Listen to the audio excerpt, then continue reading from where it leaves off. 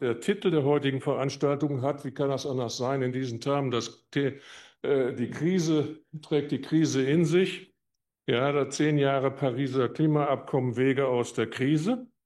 Wir können uns alle erinnern, wie schwer es war, dieses Abkommen zustande zu kriegen, wie viele Kompromisse es benötigt hat, wie viele Jahre verhandelt wurden. Es gab Fehlstarts. Ich selbst kann mich gut an Kopenhagen 2009 erinnern. Ich sehe Carsten Sach da hinten, der hat das, glaube ich, damals auch mit verhandelt. Jetzt sind wir seit 10 Jahren dabei und ringen um die Umsetzung, auch um Geld. Das Wichtigste, was dabei aber auch zu bemerken ist, dass sich in den 10 Jahren viel getan hat und viel verändert hat und viel gewachsene Zweifel am Multilateralismus selber zu beobachten sind, an seiner Relevanz, an seiner Durchsetzungskraft, am Einigungs- und Befolgungswillen der Nationalstaaten. Und deshalb steht nicht nur der Multilateralismus unter Druck, sondern damit auch die als Teil davon die globale Klimadiplomatie. Deshalb ist eine umweltpolitische Fragestellung, hier rede ich mal aus der DGAP heraus, auch eine außenpolitische Fragestellung und deshalb gehört sie hierhin auch in die DGAP und deshalb freue ich mich auf das, was wir heute Abend von unseren Experten an Analysen hören werden. Zum Schluss äh, möchte ich nur sagen, dass dies eine zweisprachige Veranstaltung ist. Wir werden auf Deutsch beginnen mit dem Ministersegment und dann die Keynote von Professor Rockström sowie die Podiumsdiskussion auf Englisch ist bei uns guter Brauch. So, und damit möchte ich an einen unserer Partner auch zu einem kleinen Grußwort übergeben an Arne Dunker, Geschäftsführung der Deutschen Klimastiftung. Ja, vielen Dank, Herr Kleine-Bockholz, sehr geehrter Herr Minister Schneider, liebe Kolleginnen und Kollegen, liebe Mitstreiterinnen und Mitstreiter, meine Damen und Herren. Ich freue mich ganz besonders, dass wir diese Veranstaltung heute Abend in dieser Troika, in dem Dreigestirn von DGVN, DGAP und Deutsche Klimastiftung durchführen können und bedanke mich für die Gastfreundschaft der DGAP hier und bei der DGVN insbesondere für die lange Zusammenarbeit, die wir nun schon pflegen.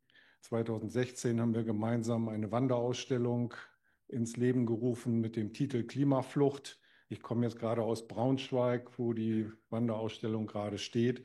Die läuft immer noch und erfährt eine immer größere Nachfrage. Mittlerweile ist die Ausstellung zweiteilig. Wir haben zwei Module und beide Module sind bis in das Jahr 2028 hinein ausgebucht. Daran kann man erkennen, dass die Klimakrise, aber auch Fragen von klimainduzierter Migration und Klimagerechtigkeit eine immer größere Rolle spielen.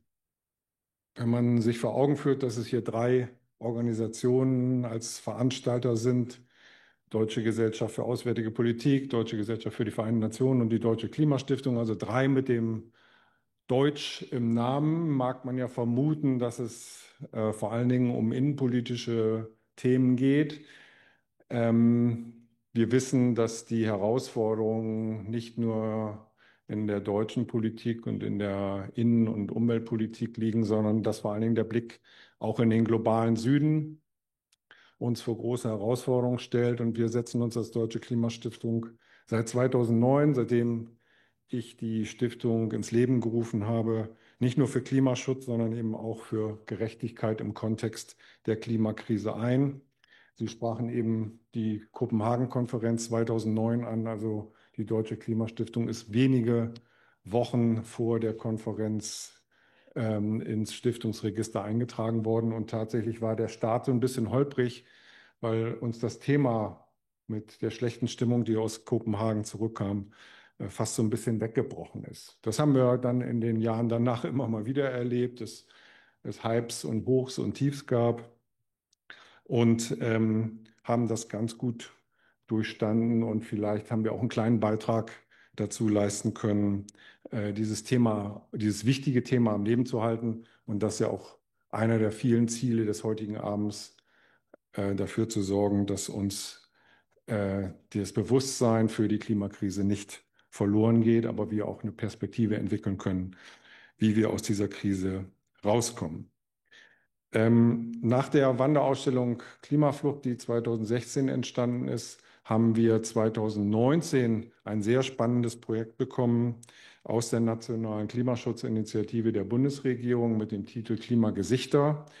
Dafür sind wir sehr dankbar, dass wir dieses Projekt mit Menschen mit Migrationserfahrung nicht nur, aber auch eben aus klimavulnerablen Staaten durchführen konnten. Und ich bedanke mich bei der Gelegenheit auch bei der ZUG, die das Projekt und das Programm koordiniert, dass wir da so toll zusammenarbeiten konnten. Ich sprach die Wanderausstellung an, die ich vorhin in Braunschweig noch einmal besucht habe. Eine Figur ist mir heute besonders ins Auge gestochen. Also wir stellen in der Ausstellung lebensgroße Figuren von Menschen aus unterschiedlichen Klimazonen und Ländern dar, die über die Klimaveränderungen in ihren Ländern berichten und natürlich auch das Thema Klimamigration anreißen. Und das ist eine Frau aus Tokelau.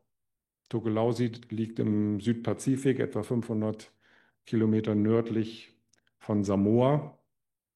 Und ich hatte das Glück, übrigens zusammen mit Manolo Tai, der nachher mit auf dem Podium sitzen wird, Tokelau 2019 zu besuchen. Und ich habe von dort zwei Sätze mitgenommen, die mich seitdem sehr prägen. Und der eine ist, We don't want to play victims.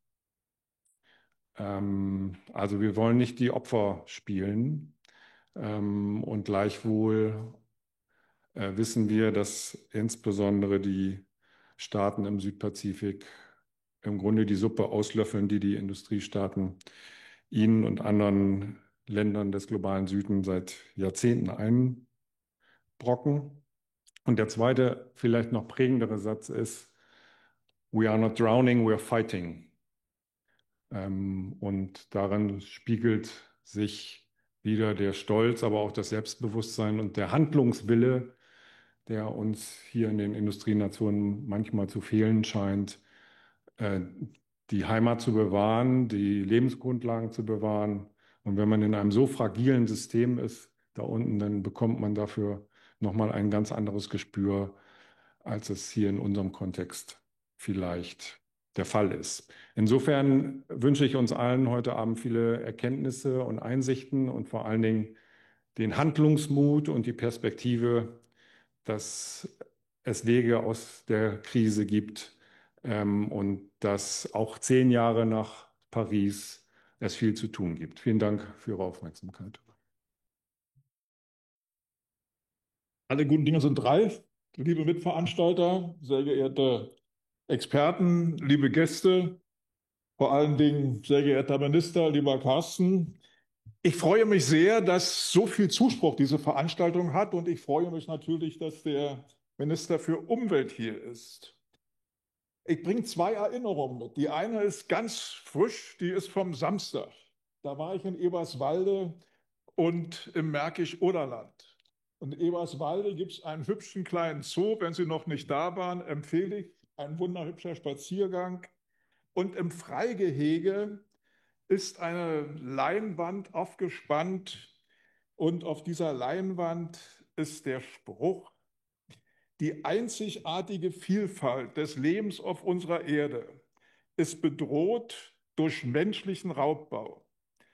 Wenn wir nichts tun, könnte es zu spät sein, überhaupt etwas zu tun. Und meine Erinnerung, die andere Erinnerung, die geht 10 Jahre zurück, nämlich an die Verabschiedung des Klimaabkommens. Und ich denke, da sind viele verantwortlich gewesen, aber zwei sind mir besonders in Erinnerung geblieben. Das ist einmal der Generalsekretär der Vereinten Nationen, Ban Ki-moon, und zum anderen der damalige französische Außenminister Laurent Fabius.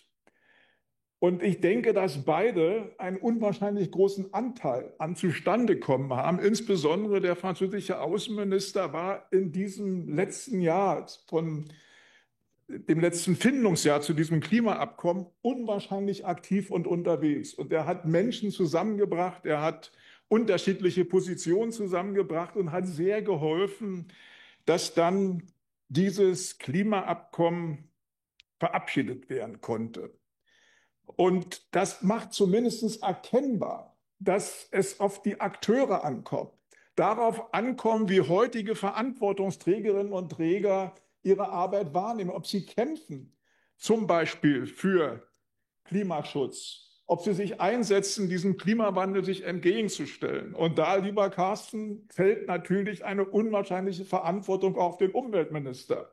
Und wir sagen dem Minister zu, jegliche Unterstützung für das Vorankommen im Klimawandel. Dir viel Glück und alles Gute und viel Erfolg im Sinne von uns allen. Das Podium geht jetzt wohl weiter an die Paneldiskussion. Vielen Dank. So, vielen Dank für diese freundlichen Grußworte. Es ist meine große Freude, Carsten Schneider, unseren Bundesumweltminister, auf die Bühne zu bitten. Herr Schneider, nehmen Sie gerne Platz. Und ich will nicht viel Zeit vergehen lassen, denn Sie müssen leider schon recht bald los. Deswegen steige ich direkt in unsere Themen ein. Es wurde gerade schon genannt, 2015 eine Sternstunde der Menschheit, der Abschluss des Pariser Klimaabkommens. Wo stehen wir jetzt 10 Jahre danach? Sind wir inmitten einer Krise oder sind wir schon auf dem richtigen Weg? Naja, erstmal ist es ein großer Fortschritt der Menschheit gewesen, sich darauf zu verständigen. Und es gibt in Demokratien Wahlen. Und einige der Länder, die das damals mit stark vorangetrieben haben, die Vereinigten Staaten von Amerika als wichtiges, größtes Land, hat eine Wahl gehabt, in der die Frage des Klimaschutzes und die Frage, ob es überhaupt einen menschgemachten Klimawandel gibt, eine zentrale Rolle gespielt hat. Und der jetzige Präsident Donald Trump hat diese Wahl gewonnen, eindeutig, mit einem Anti-Klimaschutzprogramm. Von daher sind wir unter einer großen Herausforderung. Ich sehe meine Aufgabe sowohl in der Bundesregierung, aber auch innerhalb der Europäischen Union darin, dass wir an Multilateralismus festhalten, dass wir zu den internationalen Vereinbarungen stehen, die wir getroffen haben und sie auch mit Substanz füllen. Wir sind jetzt in der Umsetzungsphase und möglichst viele Länder weiterhin am Tisch halten, um auch das Verfahren attraktiv zu halten. Das meine ich aus jetzt kann ganz altruistisch sein, aber man kann sagen, wir wollen natürlich den Klimawandel aufhalten. Wir wollen die Erde, so wie sie ist, erhalten als lebenswerten Ort und insbesondere die Biodiversität und Artenvielfalt stärken. Ich kann aber natürlich auch, das ist das eine Argument, damit erreiche ich einen Teil der Menschen. Gibt auch ein paar, die stecken den Kopf in den Sand, sagen, kann ich eh alles nichts machen, lebe ich noch 30 gute Jahre. Andere machen es zum hochpolitischen Kampfthema. Das ist insbesondere die populistische Rechte, bis rechtsextrem. Und für die ist das ja das Kampffeld schlechthin, auch im Übrigen in Deutschland.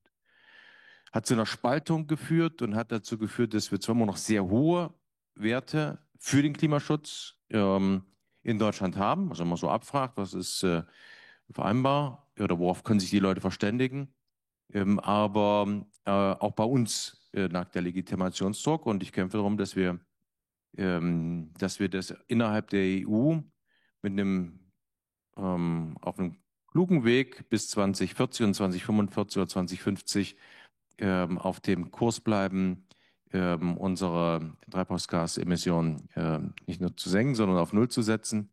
Und dass wir das insbesondere durch technologischen Fortschritt auch machen und damit auch an den Rest der Welt. Ich denke vor allen Dingen an China, ich denke an Afrika, vor allem an Indien. Das Signal senden wir bleiben da auf Kurs und sehen die Episode, die in den USA gerade ist, als eine Episode und hoffen darauf, dass sie zurückkommen. Viele andere Staaten in den USA, Kalifornien etc., sind ja noch sehr stark engagiert. Das heißt, muss nicht ein Land gänzlich abschreiben. Und darauf setze ich auch. Sie haben gesagt, Kurs halten, aber wenn wir jetzt uns den Klimaschutz auf der europäischen Ebene ansehen, warum gibt es noch kein neues EU-Klimaziel? Warum gibt es kein neues NDC? Nö, es gibt jetzt einen Vorschlag der Kommission, den unterstütze ich. Ist im Übrigen auch im Koalitionsvertrag so verankert. Die dänische Ratspräsidentschaft heute mit dem Kollegen Aagaard auch nochmal gesprochen, ähm, ich bin Ihnen sehr dankbar für Ihre Arbeit. Die versuchen, einen Vorschlag, also eine qualifizierte Mehrheit im Umweltministerrat dafür zu organisieren. Ich habe das im Juni in Luxemburg auch getan mit voller Unterstützung, neben dem informellen Rat in Aalborg. Es gibt einige Länder, insbesondere in Mittelosteuropa, bei denen ist es schwieriger. Es gibt aber auch einige, die da sehr vorangehen. Und jetzt gilt es darum, Frankreich, Italien, zu einem klaren Ja zu committen und zu gewinnen. Und insbesondere bei Frankreich ist, nachdem es jetzt 10 Jahre ist, einer der größten diplomatischen Erfolge, die die Franzosen letzten Jahrhunderte wahrscheinlich erreicht haben, für die ganze Welt. Und würde mal so sagen, jetzt kommt die Zeit der Bewährung. Und da setze ich auch auf den doch auch sonst sehr sendungsstarken Präsidenten. Das freut uns zu hören. Also auf der Klimakonferenz in Baku vergangenes Jahr wurde ja zugesagt, dass bis 2035 für ärmere Länder 300 Milliarden US-Dollar bereitgestellt werden. Das setzt eine deutliche Erhöhung voraus ähm, von Industriestaaten wie auch Deutschland. Was wird Deutschland tun, um dieses Ziel zu erreichen? Und ist Klimafinanzierung ein Soft-Power-Instrument für die Bundesregierung? Ja, das meinte ich ja vorhin auch mit, dass es durchaus attraktiv sein kann, da am Tisch zu sitzen und auch Weltpolitik mit zu bestimmen. Auch wenn man es vielleicht militärisch nicht kann, aber als Softpower technologisch und meint es gar nicht so sehr für Deutschland. Wir sind da dabei, wir machen das, wir stehen zu unserer Verantwortung wie kaum ein anderes Land, auch zu unseren finanziellen. Ich habe die Mittel der internationalen Klimaschutzinitiative auf Finanzierung bei mir jetzt im Etat, knapp 600 Millionen Euro, die sind durchgeschrieben, auch eine Finanzplanung. Da gab es auch keine Diskussion. Finanzminister Klingbeil der wollte das auch genau so. Deswegen, wir stehen da zu unserem Wort. Aber für andere Länder, die ich da vor allen Dingen im Blick habe, ist China, mit denen wir sind ja bei der DGAP, in anderen Bereichen andere, schwierigere Diskussionen haben. Im Bereich des Klimaschutzes, unserer Erhalt unseres Planeten, brauchen wir sie. Und ich suche da auch die Kooperation und auch das Gespräch. Mein Staatssekretär Flassbart, viele von Ihnen kennen ihn, der war da auch in China vor 2, 3 Monaten. Wird das meine Kollegin aus Frankreich auch. Und es kann durchaus Soft Power und auch eine Stellung in der Welt mit sein. Und deswegen hoffe ich sehr, dass es uns gelingt, in Belém da Fortschritte zu erzielen und eben auch den Gang der Welt mit zu bestimmen und damit auch dieses zurück in den Nationalismus zurückzudrängen und wieder zu stärkerer gemeinsamer Kraftanstrengungen, Zusammenarbeit zu kommen. Es ist eine Bewährungsphase, Krise, wenn sich seit Jahren, Jahrzehnten Krise, irgendwie immer Krise. Ähm, aber wir haben auch viele Fortschritte. Allein wenn ich die Reduktion der Treibhausgasemissionen in den letzten Jahrzehnten sehe, wenn ich den Ausbau der erneuerbaren Energien sehe, ähm, knapp 55, 57% in Deutschland unseres Strombedarfs wird daraus gedeckt. Riesiger Zubau in China, anderen Ländern der Welt, und das ist die günstigste Stromerzeugung. Und hat ihren Ursprung hier in Deutschland gehabt, 1999 mit dem Erneuerbare Energiengesetz. Und das zeigt ja, dass auch was geht. Ne? Es gibt schon Fortschritt. Manchmal ist er eine Schnecke. Hoffen wir, dass er wieder schneller wird. Die Industriestaaten stehen ja in der Pflicht, Ländern, die stärker vom Klimawandel betroffen sind und weniger dazu beigetragen haben, zu unterstützen durch die Klimafinanzierung. Ja. Aber was können wir in Deutschland, in Europa auch von Ländern des globalen Südens lernen im Umgang mit dem Klimawandel? Ach, das weiß ich jetzt ehrlicherweise nicht. Kann Ihnen sagen, dass ich das Gespräch mit den Kolleginnen und Kollegen dort erst auf der Ozeankonferenz in Nizza gesucht habe. Da haben wir wir haben die nicht ausgerichtet aus Deutschland, aber wir haben, glaube ich, mit einer der signifikantesten Beiträge gesetzt. Mir geht es aber auch insbesondere, was die Forschungsarbeit betrifft, mit den Forschungsschiffen. Und wir stehen da auch dazu. Und ich habe dort sowohl bei indonesischen Umweltminister, bei der mexikanischen, bei der brasilianischen eine große Bereitschaft zum Handeln gesehen, erlebt, auch den Einsatz von Technologie und auch die Hoffnung, dass wir über Regulatorik in der, sage ich jetzt mal einen Blick auf IAA, die ja gerade heute eröffnet wurde, Regulatorik und kluger Ordnungspolitik es dazu führt, dass wir Innovationen anreizen und dass wir über die Innovation zu klügeren Verfahren und effizienterer Nutzung unserer natürlichen Ressourcen kommen und so quasi zur Schonung. Und das geht, wenn man will. Und insoweit würde ich das mal als den Beitrag sehen, den wir neben dem finanziellen und unserer eigenen Verantwortung auch tatsächlich leisten sollten.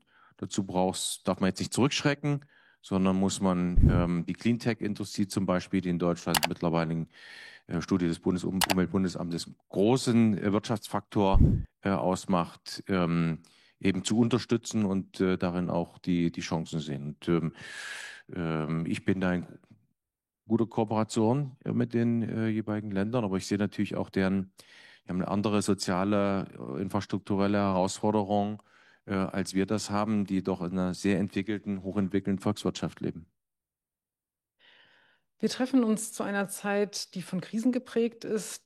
Sie haben es angedeutet, Thomas Kleine-Brockhoff hat es angedeutet, in Krisen des Multilateralismus, Attacken auf die Wissenschaft durch Desinformation, durch Funding-Cuts, Attacken auf das UN-System. Wie will Deutschland die internationale Zusammenarbeit im Klimaschutz stärken, trotz des Austritts der USA aus dem Abkommen und trotz diesen vielschichtigen globalen Krisen, gewaltsamen Auseinandersetzungen? Und welche Länder sind da aus Ihrer Sicht momentan zentrale Partner für uns? Ja, ich habe sie schon so ein bisschen genannt. Ich würde sie, also ganz klar China, Indien, bevölkerungsreich sind die afrikanischen Länder, vorneweg Südafrika. Und natürlich der südamerikanische Kontinent, einfach Bevölkerungszahl und aber auch Dynamik. Und ich hoffe sehr, dass wir auch mit den entwickelten in der G7, wir werden ja G20 und G7-Gipfel im Oktober haben, in Kanada, auch mit Australien, auch, ich sag mal, dem früheren alten Westen auch die Deutungshoheit wieder zu gewinnen. Ja, und nicht in die Restauration oder die Reaktion zurückzufallen, sondern an die Aufklärung und an die Wissenschaftsfreiheit und an die Attraktivität der Freiheit zu glauben. Daran glaube ich, dafür kämpfe ich auch und dafür bin ich auch Demokrat. Und wenn Sie jetzt auf die COP30 in Belém blicken, ganz konkret, was soll Deutschland für Schwerpunkte setzen? Was können wir für Schwerpunkte setzen? Ja, vor allen Dingen der brasilianischen Regierung dabei zu helfen, dass diese COP ein Erfolg wird. Muss man, glaube ich, vielleicht die Erwartungshaltung nochmal sich neu orientieren. Ich glaube, dass wir allein, dass sie stattfindet, dass die brasilianische Regierung, die ja auch unter Handelsgesichtspunkten durch die US-Amerikaner unter starkem Druck stehen, da baut sich ja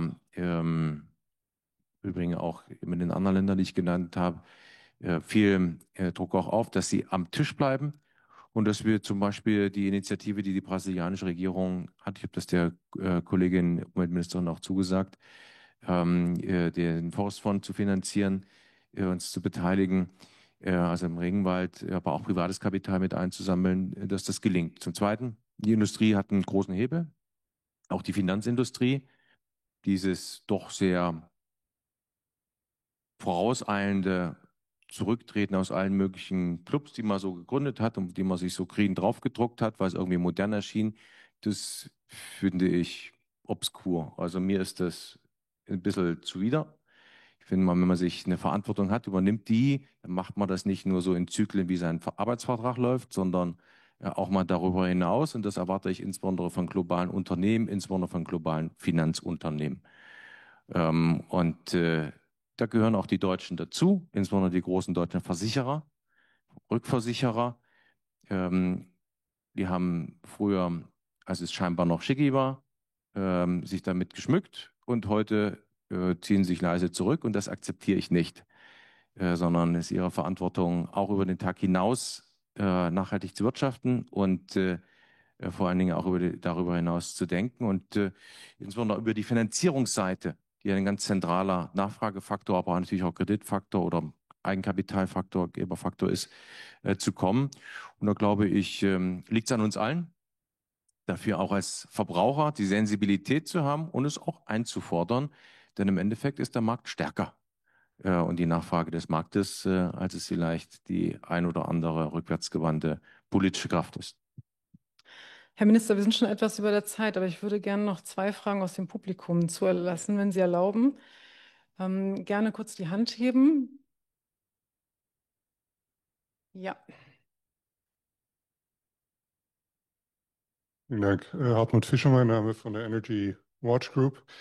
Fand Ihre Rede bei dem BEE Sommerfest also total kraftvoll und auch so eine ganz organische Verbindung von Wirtschaft und Klimaanliegen. Und mein Fahrgefühl ist also, ohne starke wirtschaftliche Argumente, also das ist jetzt eine innenpolitische Sicht, kommen wir hier in Deutschland da nicht gut voran. Ja. Ich spitze es jetzt auch mal ein bisschen zu, also was da aus dem Hause Wirtschaftsministerium so kommt an Initiativen überwiegend. Da steht zwar Wirtschaftlichkeit drauf, aber also nach unseren Analysen treibt es eher die Kosten, also erhöht die Stromkosten, die Mobilitätskosten, die Wärmekosten. Ähm, und jedes Jahr, dass es länger dauert, bis wir hier zur Klimaneutralität kommen, nach unseren Analysen kostet Deutschland 100 Milliarden Euro jedes Jahr. Die Frage ist, sehen Sie eine Chance hier in Deutschland, das Narrativ, das ja komplett so aufgestellt ist? Wir können uns eigentlich Klimaschutz jetzt nicht mehr leisten, deswegen geht es politisch zurück. Sehen Sie die Chance da, das Narrativ zu drehen? Und wenn ja, wie? Also ich würde gar nicht, also ich sehe das nicht so, dass diesen, also vielleicht bei der ein oder anderen Kollegin oder Kollegen mag das so sein im Kopf, aber ich sehe das weder in der Realität. Ich glaube, wir sind mittendrin in einem Umbauprozess der Wirtschaft.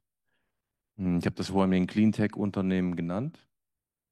Ich glaube, da steht schon eine Revolution an und wir sind in vielen Bereichen mittlerweile darin, dass sie die marktgängigeren Produkte, dass die Skaleneffekte auch kommen.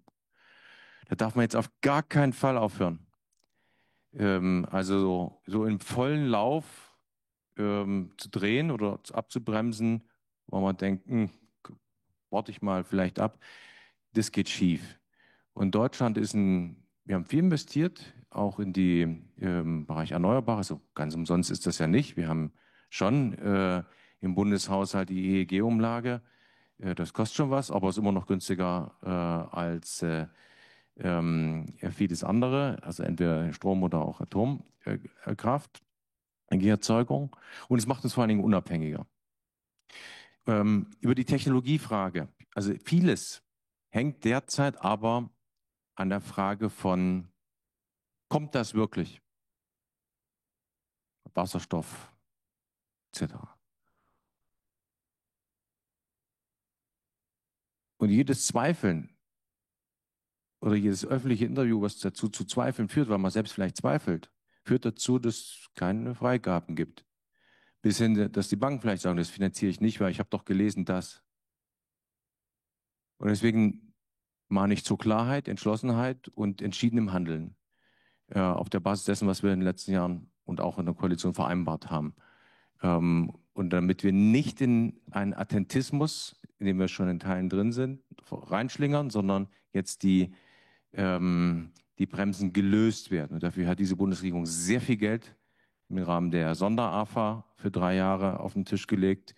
Und dann ist, wenn Wirtschaftspolitik zu 50% Psychologie ist, dann sollte man sich auch insbesondere darum kümmern und nicht zweifeln. Bitte. Weitere Fragen? Letzte Chance. Ja, Herr Böttcher. Ja. Frank Böttcher, Extremwetterkongress und Norddeutscher Rundfunk.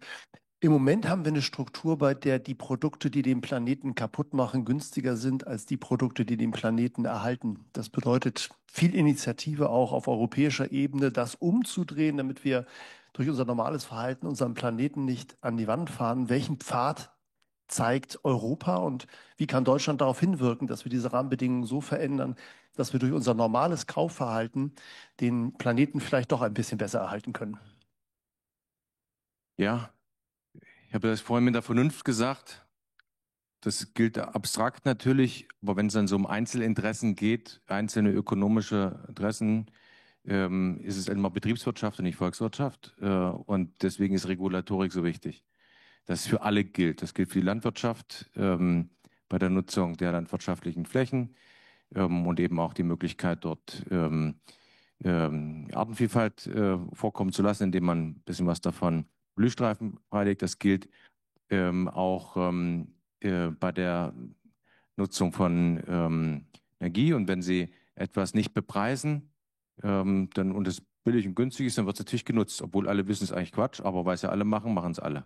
So, und deswegen ist die Rahmensetzung für den ETS 1 und 2 entscheidend. Und ich merke auch, dass sich die Individuen darauf einstellen, sowohl im privaten Bereich so langsam, darf es nicht nur so, also darf sie nicht so ideologisch hochziehen, sondern rational drüber reden und entscheiden. Und dann werden auch Anschaffungsentscheidungen neu gesehen. Und ich weiß, das kostet in Zukunft mehr, wenn ich CO2 emittiere. Und auf der anderen Seite eben die günstigere oder die Investitionen in Produktionstechnologien, die dafür sorgen, dass ich effizienter arbeite.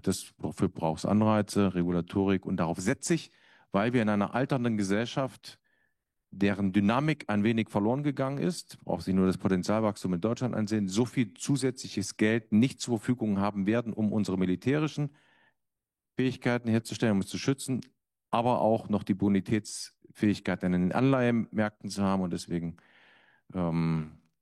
ist das meines Erachtens die bevorzugte Wahl und diese Instrumente gilt es durchzusetzen auf europäischer Ebene. Dann geht's auch mit Planungssicherheit und nicht mit Zickzackkurs.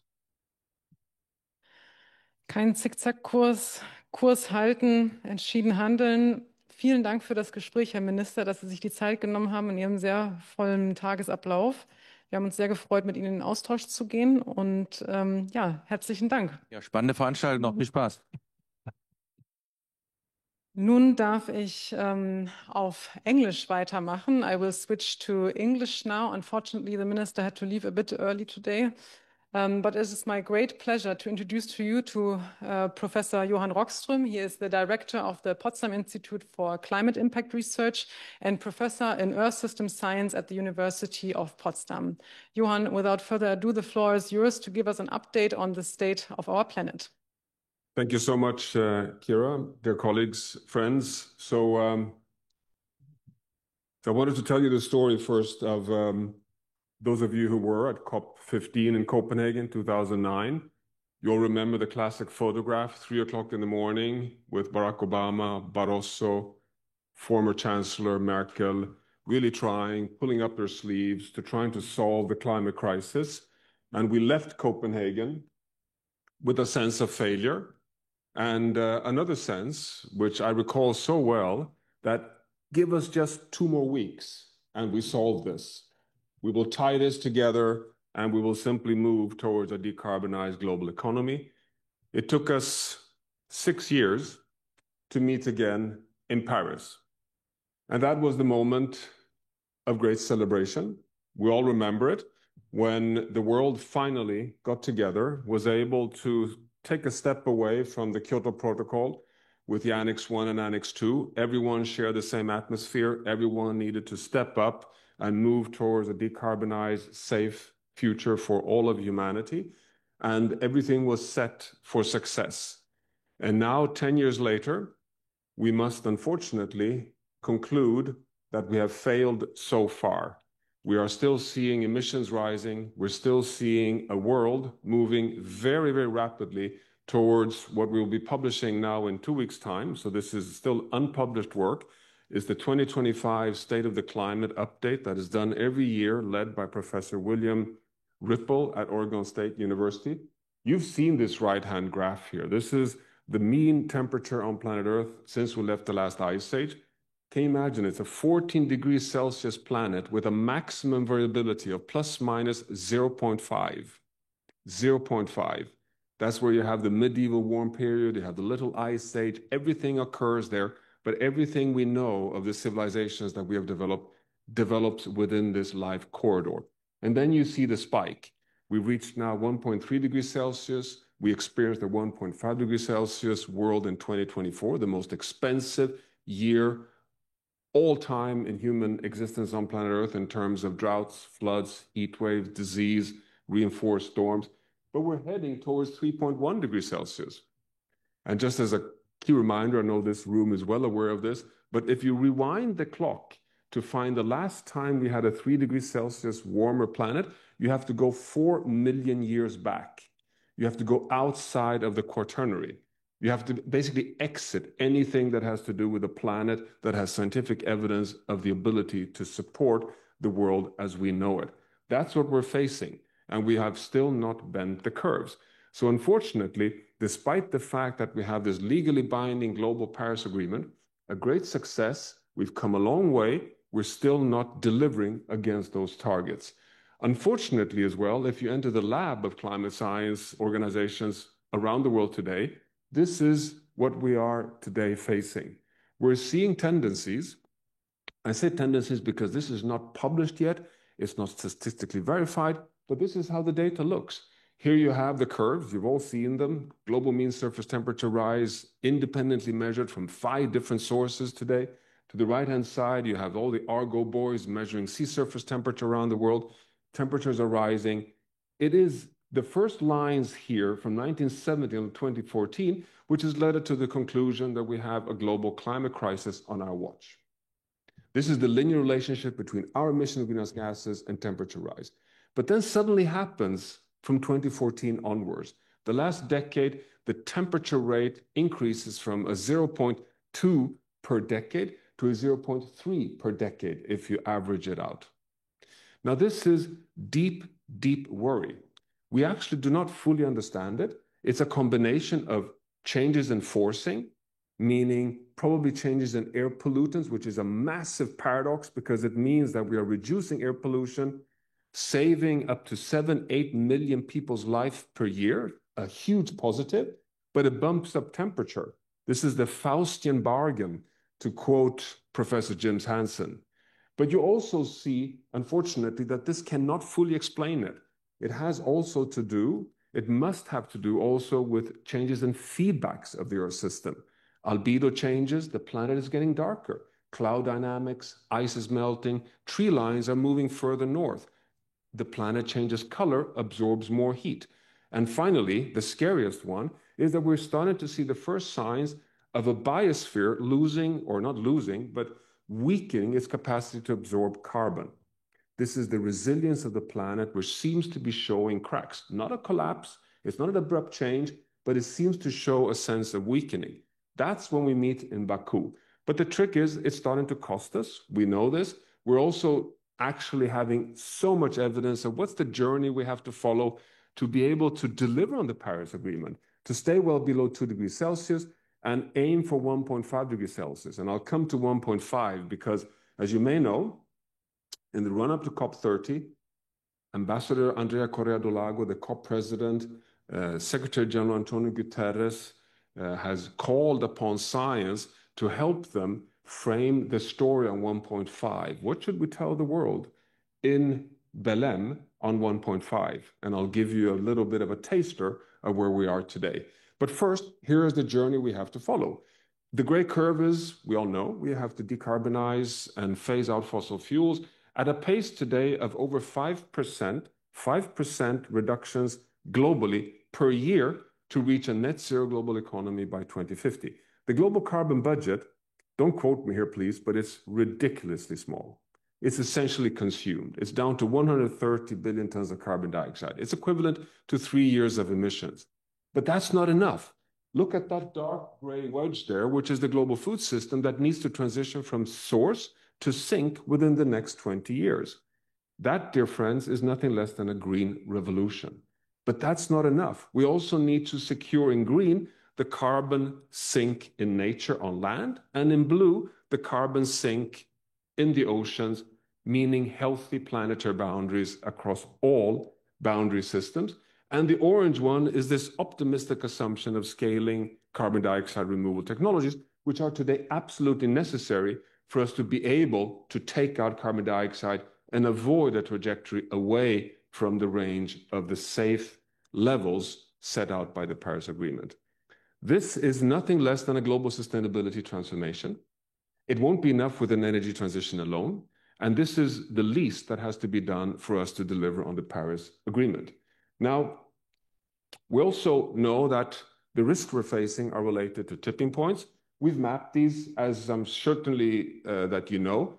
There are 16 mapped climate tipping element systems. You see them here. 6 of them are actually in the Arctic region. Can you imagine? The Arctic region is today what I call the ground zero on planet Earth. They're tied together through the AMOC, the overturning of heat in North Atlantic. The Amazon rainforest is one of them. We meet in Belém. We have 3 of them in Antarctica. And of course, the one that is closest to collapse, the tropical coral reef systems, livelihoods for over 200 million people on planet Earth. We have now listed and quantified for the first time the risk assessment on these. I won't go through this in detail. This is the list of the 16. The dots here are the median risk levels, so the likely temperatures at which they are expected to cross their tipping point. Crossing a tipping point means an irreversible shift in feedbacks. A rainforest will move irreversibly to become a bush savanna. An ice sheet will irreversibly melt. Despite the uncertainty range in science, those top 5 there are likely to tip at 1.5 degrees Celsius. The Greenland ice sheet, the West Antarctic ice sheet, abrupt thawing of permafrost, one of these bump-up feedback systems in the northern hemisphere, collapse of tropical coral reef systems, and collapse of the Labrador Sea Current, one of the regulating systems for the weather systems, not least in northern Europe. What does this tell us? Well, I would say it tells us the following. When the Paris Agreement states in the legal binding text that we should stay well below 2 and aim for 1.5, this provides scientific evidence that well below equals 1.5.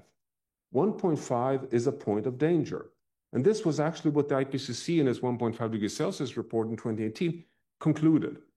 Exceed 1.5 and we enter danger. And as you all remember, the UNFCCC's Article 2 from 1992 says we oblige all states in the world to avoid dangerous climate change. That's why we have all the COP meetings.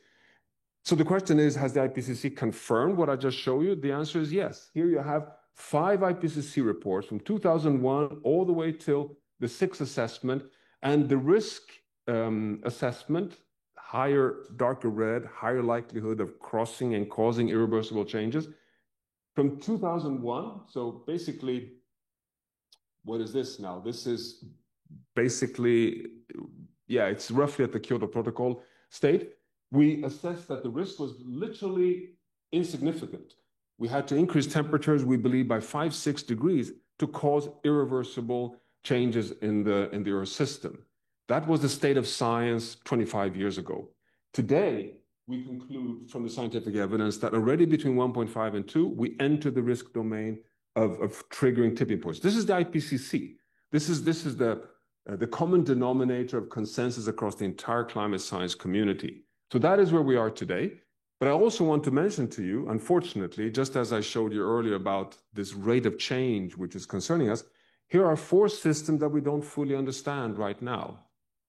And one is the Amazon rainforest, where we conclude climate scientifically that the risk of tipping it into an irreversible change to a degraded savanna is actually quite low, with huge uncertainty at 3 to 5 degrees Celsius of warming. Again, basically outside of the quaternary level of warming. The Brazilian ecologist, like leading scientists like Carlos Nobles, tells us you're wrong.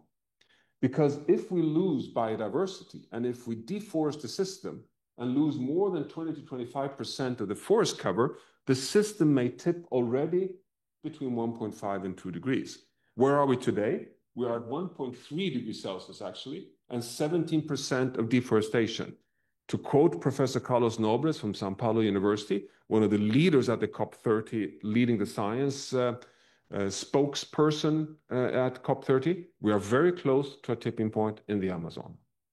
That is the reality. The second one is that we have the fourth global bleaching event hitting the entire ocean system on planet Earth. The coral reef systems are not coping with the frequency of bleaching, and we're very close to a collapse. The collapse is related also to eutrophication, overfishing, and acidification. The third one is, of course, the AMOC. The AMOC, which is the overturning system that regulates the weather system in Northern Europe, but also actually regulates the heat exchange between the ocean and the atmosphere. And this system has collapsed in the past. It's slowing down, so far estimated with 15%. We know the physics here. It is this cold blob you see with a melting green ice sheet, which is diluting the high density saline water that comes flowing from the Southern Ocean. So it sinks much slower because of this dilution, which slows down the physical engine, the thermohaline engine. Is it likely to collapse this century? Well, the uncertainties are very large. IPCC says very low likelihood of collapse with medium confidence. The latest science shows that we probably underestimated that risk. If I ask Professor Stefan Rahmstorf, transparency, he's with me at the Potsdam Institute, he say the likelihood levels are coming close to 10%. 10% for a catastrophic impact is a very high probability because that means the risk is unacceptably high. That is where we are on the AMOC. And finally, we have more and more evidence that these tipping element systems are connected. What's happening in the ground zero in the Arctic via the overturning in the Atlantic accelerates melting of the West Antarctic ice sheet. So what's happening in the Arctic connects with Antarctica. So that is frontiers of science. It's not in the IPCC yet, but it just lands itself, in my view, to precaution 1 and action 2. So this is my summary, therefore, what we are discussing right now to be the message from science on 1.5 degrees Celsius for COP30. Number 1, 1.5 degrees Celsius is a critical limit. Exceeded and we enter dangerous climate change, meaning it's a risk threshold. It's not a physical threshold that we collapse, beyond which every 1/10 of a degree matters. Every 1/10 of a degree causes increasing extreme events. Number 2, unfortunately, because of all the climate forcing we've loaded, we cannot avoid overshoot. So unfortunately, the best science can offer today is that we breach 1.5 within the next 5-10 years to have a 30-40 year period of overshoot before potentially coming back by the end of this century. Overshoot being inevitable. So as you hear, I say 1.5 is important, but unfortunately we will face a tougher period before potentially coming back. And finally, coming back is possible. And finally, just reiterating the fact that phasing out fossil fuels cannot be the only factor alone. Overshoot assessments comes from the IPCC. This is the IPCC C1 scenarios and C2 scenarios. So I'm just saying it's really grounded in the science. The question is, why would we come back after overshoot? The only way to come back after overshoot is that we deliver on the phasing out of fossil fuels, that we really come back into the planetary boundaries to keep the ocean and the land systems intact so they can suck out carbon and scale carbon dioxide removal technologies. So that is our task. It's very clear we need the planetary boundaries to guide us also in the climate transition, because this is a bit of the biggest mistake, in my view, that humanity has done. How can we allow ourselves to have a climate crisis by dramatically breaching the climate safe wedge beyond the forcing that the planet has been coping with over the past 12,000 years, and at the same time weakening the health of the planet by breaching the biodiversity, the fresh water, the nitrogen, phosphorus, the land systems, and the chemical boundaries. And in a few weeks' time in New York, we will have to announce, unfortunately, in the next planetary health check, this is the 2024 one, we've now, because of this urgency, promised to update the planetary boundary science every year. And in 2 weeks' time, we'll be announcing the 2025 one. And if you don't tweet around on it, let me just share with you that unfortunately, we'll be announcing a 7th boundary being transgressed. And not surprisingly, it's the ocean boundaries, the ocean acidification trend that now has gone over the safe levels. But to close, this is the full assessment that we do when we put all the boundaries together. We do have a problem on our watch. We're outside of the green safe level, but we're not yet in this high risk red zone where changes are inevitable. We assess that we are in this yellow danger zone, which is the range of uncertainty in science, which suggests, one, we have a problem on our watch for sure, but there's still room to move around. There's still room to kind of shift back if we move very quickly and deliver on everything that we've signed on over the past 30 COP meetings under the UNFCCC. So that is the challenge. Let's get on with it. Thank you. Thank you very much for these very insightful remarks, Professor Johan Rockström, and for kind of setting the scene for our discussion now by explaining the state of the art on climate change to all of us. We're very grateful that you will also join our panel discussion now in a moment. You see that the stage is already prepared for us. And in the meantime, please let me briefly introduce myself and then also introduce the other panel speakers. My name is Oliver Hasenkamp. I'm working for the United Nations Association of Germany and will be the moderator for the panel discussion. You have already met two of our panel speakers today, namely Professor Johan Rockström, who is the director of the Potsdam Institute for Climate Impact Research, and Dr. Kira Finke, who is the director of the Center for Climate and Foreign Policy here at the German Council on Foreign Relations. I'm very glad that we have two more speakers with quite diverse backgrounds who will be joining us on the podium. And I first of all would like to warmly welcome Farhana Yamin. Farhana is currently a Richard von Weizsäcker Fellow of the Robert Bosch Foundation, but she's also the director of the Climate Justice and Just Transition Collaborative. She's an international lawyer, an activist, and most interestingly for us today, she has been actively involved in the UN climate change negotiations for over 30 years and including the negotiations of the Paris Agreement. A warm welcome to you. And I also warmly would like to welcome Manolo Tai. Manolo is a photojournalist and an artist who has worked extensively on the impacts of climate change, on trying to capture the impacts on climate change in his photographs, and also worked on the relationship between humans and their environment. Warm welcome also to you. Please join me on stage. Yeah, Manolo, I would like to start with you because you can add another dimension to this discussion and our event today. You describe yourself as an eyewitness of climate change, having traveled around the world and meeting people trying to capture the impacts of climate change in your photographs. And we are glad that you have brought some of your photographs. And to start this panel discussion, I would like to invite you to show us your photographs and tell us a little bit about the stories behind them, about the people and the landscapes we can see that are impacted by climate change. Hello. I will try to make it briefer, that we have more time for the panel. But let's start right away in front of our door. This is on a hulk, Langeness in the North Sea. This is a teacher going to work after storm surge. And what is very apparent that the extreme weather events getting more and more frequent also in Germany,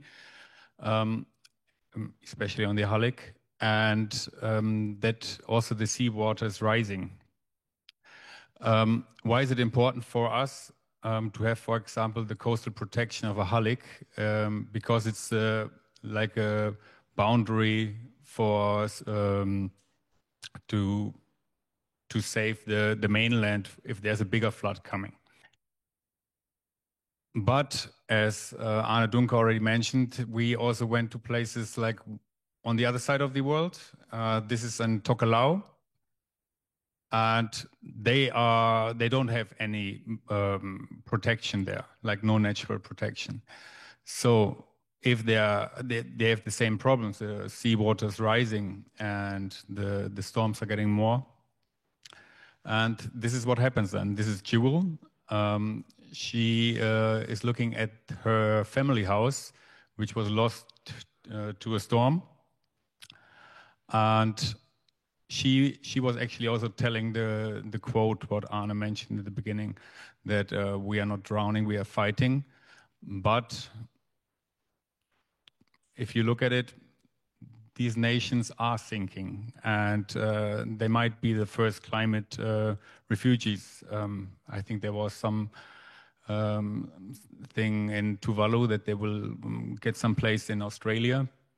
But there's more nations which face that. And then a lot of people will say like, well, these are just a few little nations, a few thousand people, not much. But I also went to Jakarta. Jakarta, the metropolis area, is like 30 million people. What you see here is like a part of the city which they already abandoned. On the right side, next to the man who lived in this area, is a wall which they built to keep the flood or the water away, because the city is sinking every year around 30 centimeters in some areas. This wall will not keep the water out, obviously, but they want to buy time because they're building a new capital 1,000 kilometers away on another island. For me, that means they gave it up. Of course, people will still live there, but the government moves. Still in Indonesia, in the Coral Triangle, this is a place where they try to replant corals.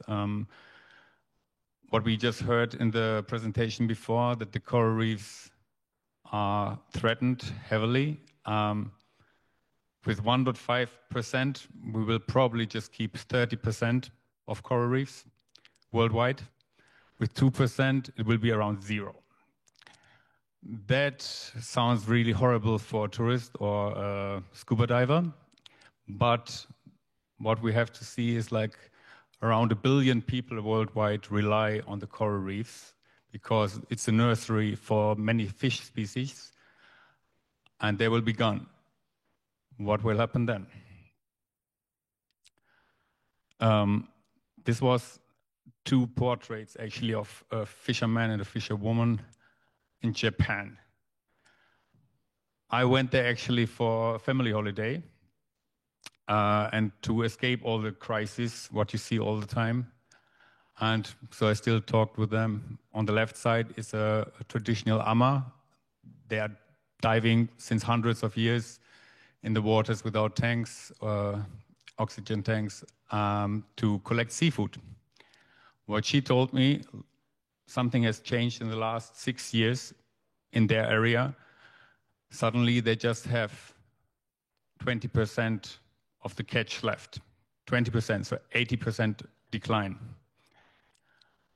She doesn't know if she's maybe the last generation. On the right side is June.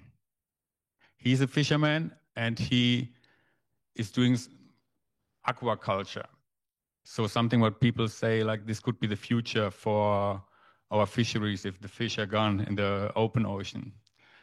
What he told me that the water in the summertime now got so hot in the last years that if he fed the fish, they exploded. There was some chemical reaction and they exploded. So he couldn't feed them anymore. Just vitamins, which was very expensive. So it was economically hard and he doesn't know if he can continue that. But the problem is also going into other regions. Like here we see a Yupik hunter on the Bering Sea ice. Everything looks on the picture maybe normal, but what we don't see is that the ice is melting, and they feel it because when they're hunting, it's getting more unpredictable, and the ice can break any time. It's very dangerous for them, and to catch something, they have to go further and further. What they also told me is that they saw already like a lot of seabirds which are just dying on the sea when they're going out fishing when there's no ice, because they don't find small fish anymore to eat, so they're just starving to death. Another place where the ice is melting it's not just on the polar regions, but also you have it in the mountain regions. This is, for example, in Pakistan. This is in the Karakoram.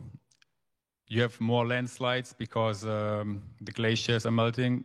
You have obviously changed weather patterns. You have more extreme weather events, and you see floods becoming more normal. I think a couple of weeks ago, you had some news already from India and Pakistan that there's floods again.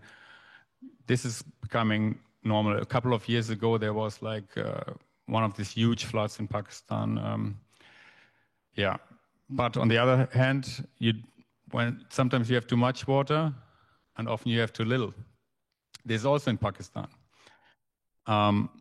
It's often like a climate impact, climate change impact, but also human impact. You know, it's deforestation, it's different things. So how do we deal with that? So like if the people losing their home because they can't live there anymore, because they don't have food, because maybe like here, the ground won't be fertile anymore. They will go somewhere. And for that, I went a couple of years ago to a refugee camp actually inside the European Union. It was in Greece, in Samos. And I kind of want to leave you just with the picture and want to tell that what we're facing there is something bigger, because it will challenge our democracy and also our rule of law, what I experienced already there. Yeah, this is maybe all for now. Thank you very much, Manolo, for making some of the diverse impacts of climate change visible for us, and for making it very, very clear in the beginning of this discussion. When we are talking about the Paris Agreement, when we are talking about international climate change politics, we're actually not talking just about numbers or about statistics or about documents, but of course about people and about their livelihoods, also about their culture. So thank you very much for this introduction to this panel discussion. Farhana, as I already mentioned during my short introduction, you have been actively involved in the Paris negotiation. You even have been described by some as one of the architects of the Paris Agreement. So we can be very proud to have you here with us today. And amongst others, you have been advisor to the Marshall Islands, which is the country that has initiated the High Ambition Coalition, which was crucial for the adoption of the Paris Agreement. From your perspective, how instrumental have been the most vulnerable countries, including, for example, the Marshall Islands, in creating the Paris Agreement, and to what extent have their perspective, or do you see their perspectives and their needs reflected in the agreement as we see it today? Well, thank you so much. Thank you to all of the organizers, and I see many friends here in the audience as well who have played, Germany has played a crucial role. And from what I gather upon my arrival here 2 months ago is things are not as good on the climate front as they should be and as we need them to be. We need Germany to be stronger. We cannot have Germany wavering, going backwards, dismantling essentially its own goodwill that it has in the rest of the world. So for those of you who are close to the minister, close to the governments, please take that message back. We see what is happening, even in the first few short months, and it is a sign of great worry that is happening. Obviously, the rollback of climate action is happening, but we need countries like Germany to be the strongest possible voice for climate action and to not waver. So that's one of the most important things that I can say from the point of view of small islands, from the vulnerable countries, from all of those who have built this regime together. And the regime is my shorthand term for 3 treaties that we've negotiated over this period. For those of you who are eagle-eyed, I actually chose to wear my Kyoto badge today. It went better with the outfit. And I was really wanted to, I guess, show you this importance of resilience and resistance and challenging what the US does.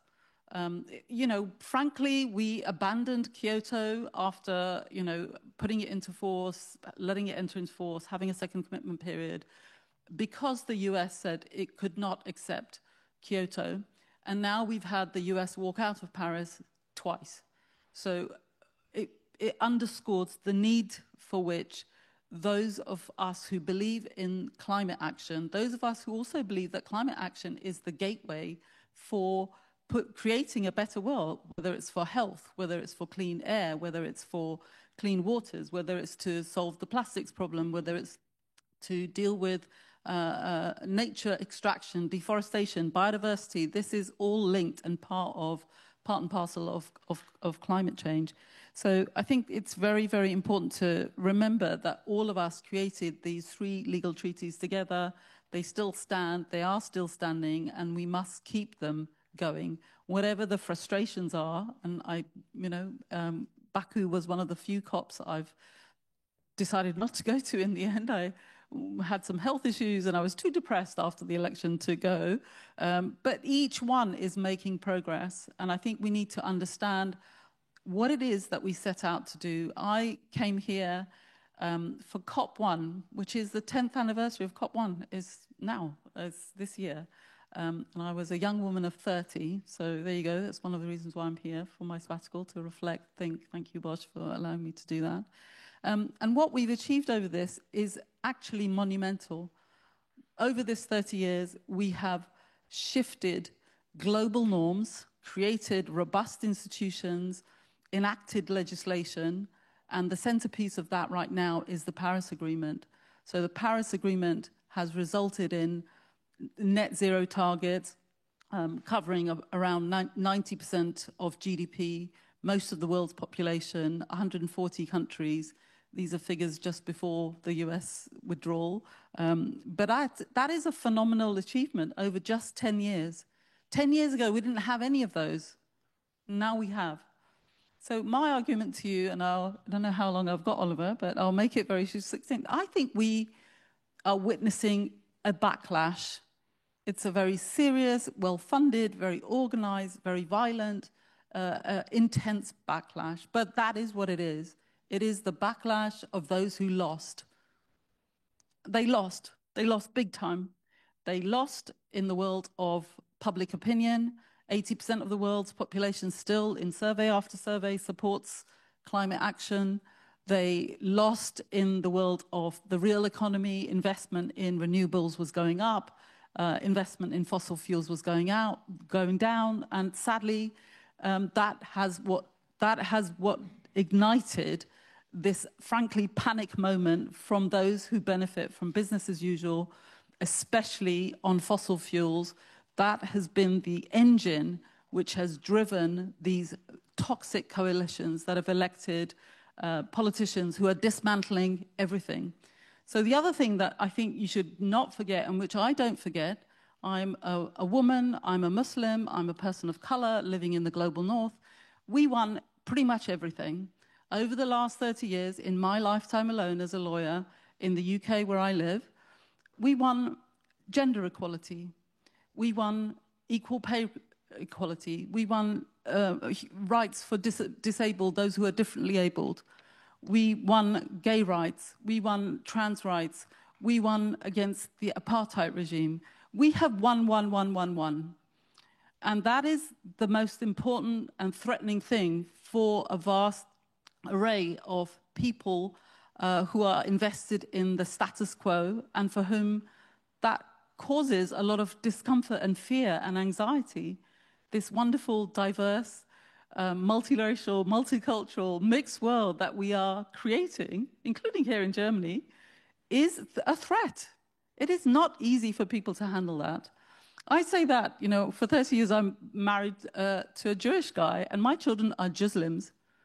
I take this really seriously. I need to create a very safe world for very diverse people. My children, your children, this is the world that is being created. And what we have to do, what is all this got to do with climate change? You're thinking in the Paris Agreement. Paris is a big part of that. It's become part of the lumped in as the woke agenda. All of these things are being attacked, including now, you know, the fundamentals of democracy, of the right to protest, because it is protest and non-violent civil disobedient protest that has resulted in many of these centuries-old struggles actually having the progresses that I described. It took 100 years to get gender equality. We're still not there, by the way. It will still take, you know, many decades more, hopefully less. It will take decades to dismantle racism. It will take decades to get full decolonization, including the assumptions that we make. And it will take probably decades to get decarbonization, which is all part of those Ds, is part and parcel of those Ds. And I guess in my slightly older age, I feel I focus less on just changing, you know, the molecules, greenhouse gas molecules and mitigation. You know, your slide 19, Johan, is great. But what's most important right now, as you describe the impacts and the tipping points and the very real cascade of devastation that is happening around the world, what's real right now in the photos that you see from Manolo is we need to create a safer world. We need to create a kinder world. And that is what's attractive and will draw people to us. We cannot keep scaring people. It doesn't work. We need to show them a safer, kinder world. We can't keep telling them AMOC is shutting down and then not say what we're going to do, because the thing is to say, actually, we are going to create systems that will enable you to deal with, you know, climate mobility, for example, which is planned and unplanned movement of people, whether it's migration, displacement, refugees. We need to create that world and vocally speak it and champion it. And I think that that is happening. So just 4 little sentences on Paris. We won everything. We got finally loss and damage, which, by the way, we had got a Warsaw mechanism in 2013, and we'd got originally a recognition that adaptation, including longer term, what was called stage 3 adaptation, which was loss and damage, back in 1995. So we've been making progress steadily all along. And this has been completed as a result of the fund that was set up. It's very small, the fund, compared with needs, 700 million compared with 400 billion. And the numbers are sort of scary. But actually, if we tackle things right, we do have the money to create a playing field where fossil fuels don't thrive as a result of subsidies, as a result of the lack of market signals that they're bearing. So I think we have made genuine progress, not just on 1.5, not just on net zero, not just on adaptation. The final piece of the Paris rulebook will be completed, hopefully, at COP30. So that will mark another phase in which all of this will come together. So I, you know, plead on, you know, Oliver's looking at me and saying that's quite a long piece. But yeah, now is not the time to question what that happens. I think what we need to do is change the modalities of how we're negotiating, where things happen, address process problems, get money to the front lines, support movement building, how to create this different narratives, different stories that attract people to vote for climate action because it gives them a better way of life. Thank you. Farhana? Farhana, you just said, basically we have won and we see all these backlashes because the others have lost. Professor Rockström, having heard your very impressive presentation, keynote presentation, actually I rather got a little bit the impression maybe we are all not very far away from being lost. My first question to you here on the panel would be, is there anything next to the new findings from climate science that you already presented to us during your keynote presentation, which all rather go into the direction that we even underestimated the impacts of climate change 10 years ago? Is there anything from climate science, any new findings that can give us hope that could be maybe harnessed in the implementation of the Paris Agreement, that could be used to speed up climate protection in the next couple of years? Yeah, I wish there was kind of an easy yes to that question. But let me first just say how much I agree with Farhana on this point about us having won. Actually, I led a letter to Simon Steele, as the head of the UNFCCC, 2 years ago now, where we suggest a COP reform. And the first paragraph of that letter says that I think it's time to declare victory. It's time to celebrate. 30 COP meetings has taken us all the way to a point where we have essentially not a perfect agreement, but essentially the components we need for a safe, secure, equitable future for humanity within the climate regime. The challenge now is to change the structure so that we start meeting up and instead put the money on the table and start delivering and being accountable to everything that we have signed on to.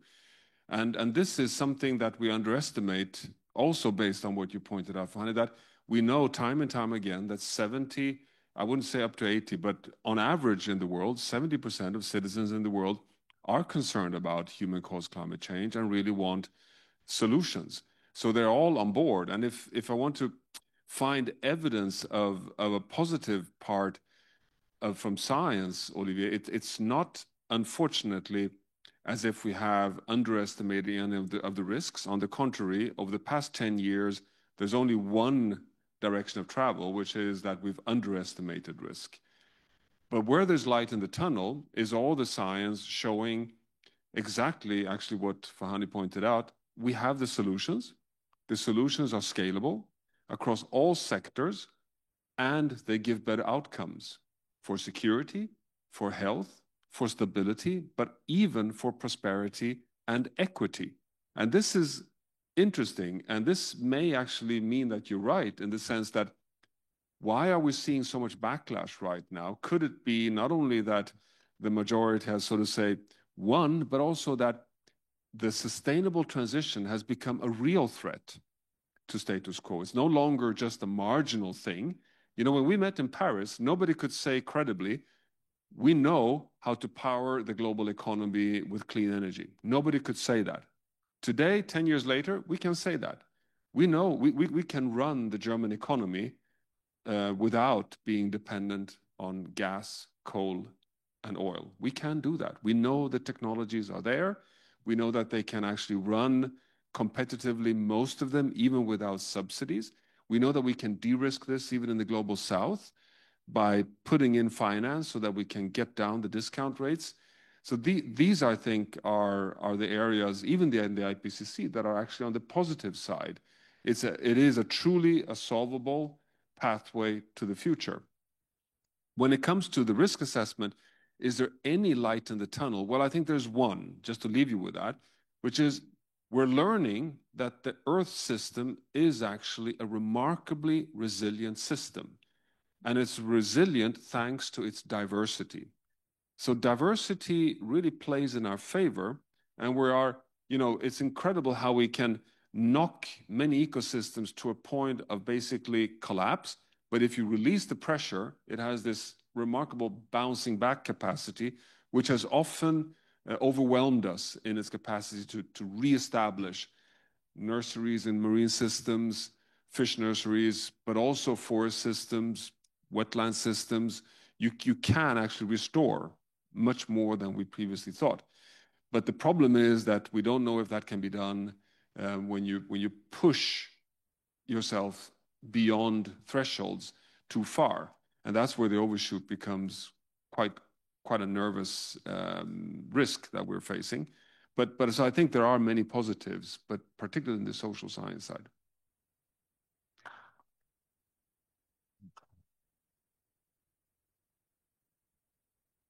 Thank you, Professor Rockström.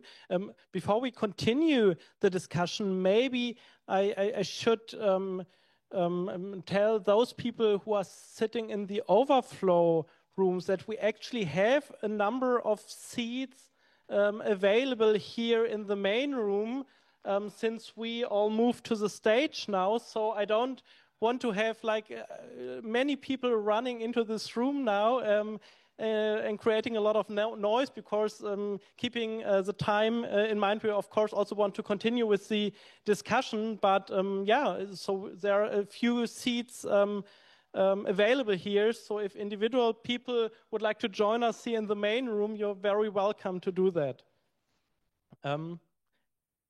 Kira, we have already heard in the opening statements and also during your interview with the minister that we are living in very turbulent times. We are in a crisis of multilateralism, or as a minister would maybe prefer to call it, we are at a moment where multilateralism is tested.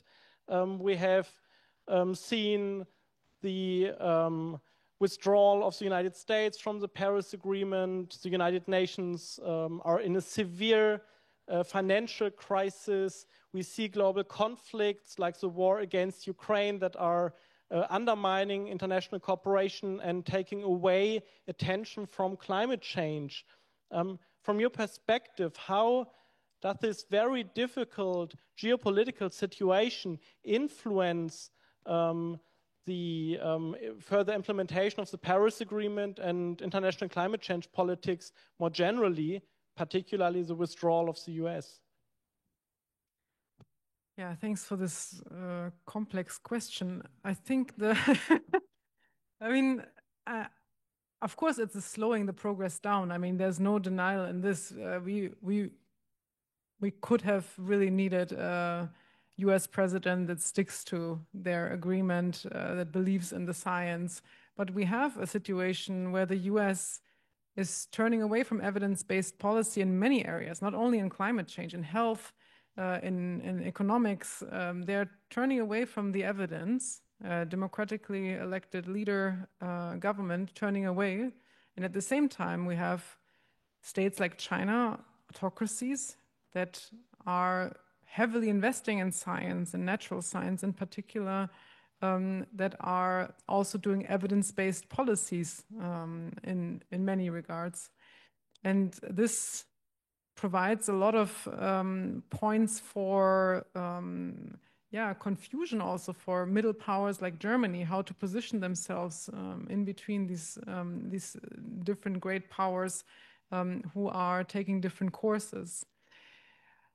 But it could be worse, I would also say. So the UNFCCC negotiations, in my view, could have been much worse affected by all these upheavals and have remained a relatively neutral space in some regards. And so there is this hope that in Belém, people will not follow the Trump administration, but that states will continue to follow the process. And that's why the process is so important, this multilateral process. And it's to the great benefit of Germany. Germany is a complete benefactor of the multilateral system, and this is why it's in our own national interest to act upon it. And so I do see windows of opportunities for Belém, but of course it won't be enough. We won't see a huge breakthrough, I don't think, at the COP in Brazil because of all these constraints. But we may see, and this is what has also happened in the past, we may see subgroups forming that are willing, like the Marshall Islands in the past, that are willing to take certain topics forward and that are willing to move faster than the consensus of the 194 states. Thank you, Kira. Farhana, next to the geopolitical situation that definitely changed to the worse over the last 10 years, you already mentioned that we are seeing some backlashes from your point of view. What do you think are the major obstacles that we need to overcome for a more progressive implementation of the Paris Agreement for more progressive climate change policies in the next couple of years? Yeah, I think removal of the creation of a truly level field for renewables is critical. And we have not been able for decades, despite agreement at the G7, G8, under Obama 1, to remove fossil fuel subsidies. These are hugely distorting. So we have trillions going into fossil fuel subsidies still, trillions. And these are increasing, they're not decreasing. And at the same time, we're allowing the polluters to demand more public subsidy to pick up the costs of climate damages that are happening, which are essentially being borne by taxpayers. So this is actually a winning combination electorally, but we haven't been able to create the campaigns and the movements and the political momentum to sell that to people, which is kind of crazy. There is money there. There is public ways in which finance has to be reformed. And I think, and I'm also, I joined Extinction Rebellion in 2018 and glued myself to Shell because I thought, what the hell, I'm not writing one more paper. There's no point doing that. It's better to do that. And it was the right strategic move. So I feel strategically, actually, we have to focus on the finance sector. The finance sector has not done its share. It's not done what Paris was supposed to do. It has not aligned with the Paris Agreement in any way, in any fundamental way whatsoever.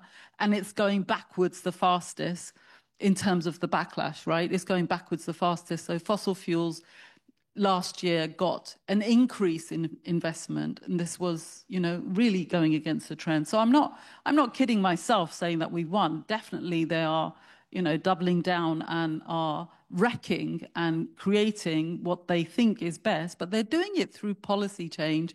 And we can win policy. We have, as Johannes said, we won the science, we won the economics, we won the solutions, we won the hearts and minds of people. We've got it in us to do this and to withstand that. And I feel that that's what's, in my view, listen, I, say this as also someone from the Global South who lives in the Global North. There's a little bit of backbone that's needed right now, and I feel that actually people are cowed and down and dismayed, and it's almost like they can't kind of get their heads around it. And I feel like some of the people and movements from the Global South, we've borne a lot more in history. I mean, I was also a young child when we had military dictatorship, and I saw the end of military dictatorship in my country. It's gone back and forth. Obviously, I come from Pakistan, but I think there's a way of viewing history and resistance that is kind of foundational and in the DNA. And I think Arne, you said that they're fighting for their land, their homes, their culture, their existence, and maybe fighting for extra living standards, or the anxiety that our living standards may drop isn't quite the same motivator. So that's why I feel like, the vocabularies that I use talking about what life will be like here, is important, and also understanding and learning from what is going on in terms of climate disasters in Europe, in the US, the wildfires, learning. There's a new report that just came out on Hurricane Katrina, and the huge, damages that was caused, but also the damages to low-income Black and brown families, to working people. All of that is uninsured now. I mean, another one comes, there's no insurance at all because the insurance markets have withdrawn, basically. And not only that, Oliver, they are using the premiums that they still collect to fund fossil fuel investment. It's kind of bonkers. So I feel like, yeah, my eyesights are turned on, bringing the fossil fuel industry and the financing of fossil fuel investment to task and doing that well. And also making sure that there is direct, accessible, immediate funding available for those on the front line of these impacts, and that we do not allow nature may be unkind to us now, but we must not be unkind to ourselves, and we must create these kinder systems. Thank you, Farhana. Unfortunately, we are already a little bit over, well, not over time, but already further in time than we actually planned according to the schedule. And of course, we want to give you in the audience also some time to pose questions. So yeah, but I would like to continue with the questions to the other panelists here on the panel as well. Professor Rockström, you've made it very, very clear in your keynote presentation that the target to limit global average temperature rise to 1.5 degrees is key from a scientific perspective. It actually also has been strengthened from a legal perspective recently. A couple of weeks ago, we had this groundbreaking advisory opinion from the International Court of Justice that underlined it considers 1.5 and not well below 2 degrees the legal threshold of the agreement.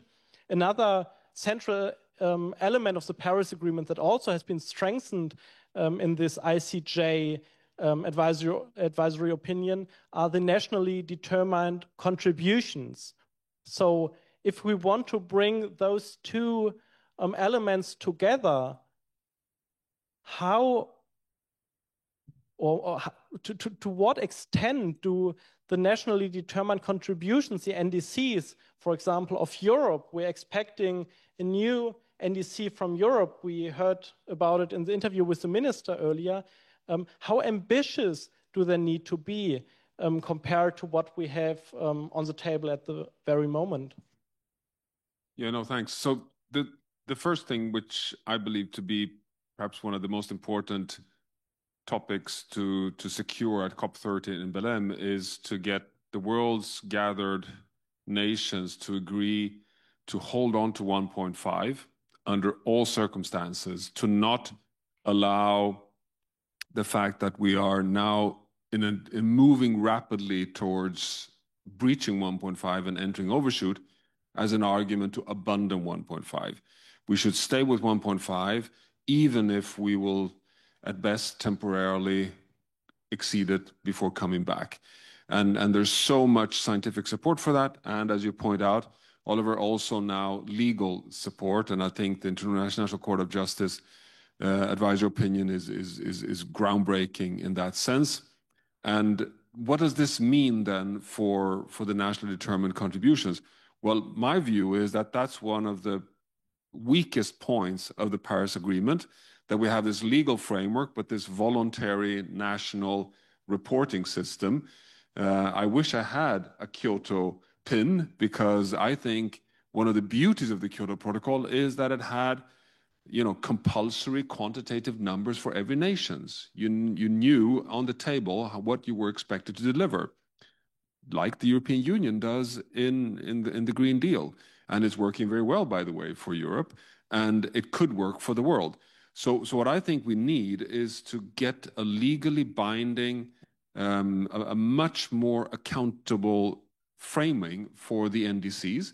And of course, they have to align with science. That is in the framework, by the way. I mean, it's well established in the legal text that there is a possibility to adjusting the mitigation pathways based on the advancements in science. And as I shared with you, today, the pathway is that we have to reduce emissions by at least 5% per year globally to stay on a track that can take us close, at least, to a net zero world economy by 2050, because we have made no progress over the past 10 years. We are continuing to increase emissions.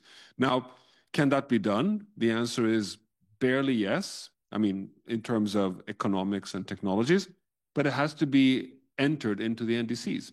And that's not the case. As you know, if you add up all the NDCs, at best you are today at 2.7, but you're gradually actually more like 3.1.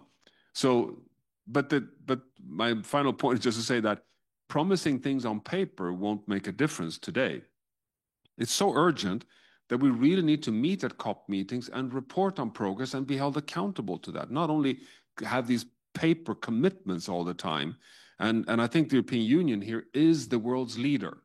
There's no region in the world, by the way, the largest economic region in the world, with Germany in a lead, because Germany is the world's third largest economy. I mean, here you have very important power.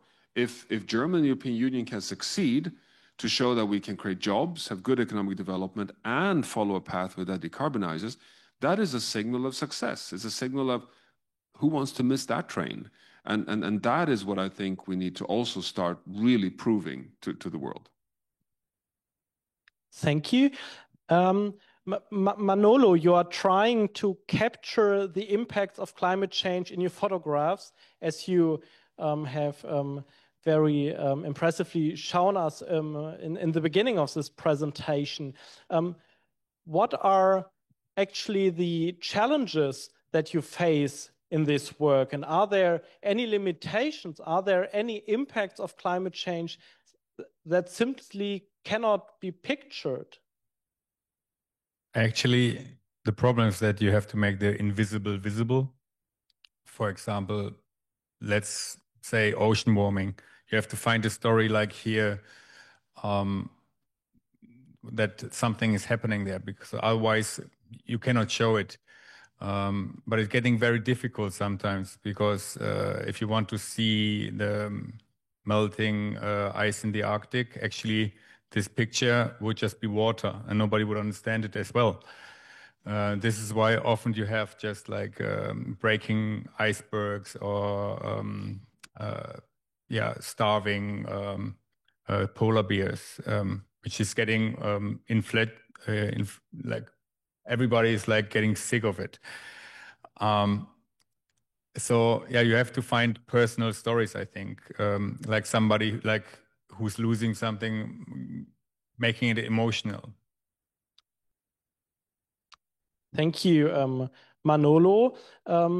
Yeah, in the end, personal stories, personal livelihoods do matter, should be put in the focus. Kira, one of the focal points of your work is the nexus between climate change and security, and also human mobility that has been prompted by climate change.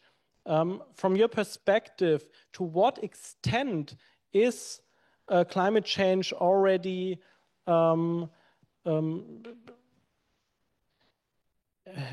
pushing people to leave their homes today? And what do we need in addition to the Paris Agreement that does not mention human mobility to address this challenge in all its dimensions? Okay, I'll try to keep my answer brief, so we still can get some audience questions.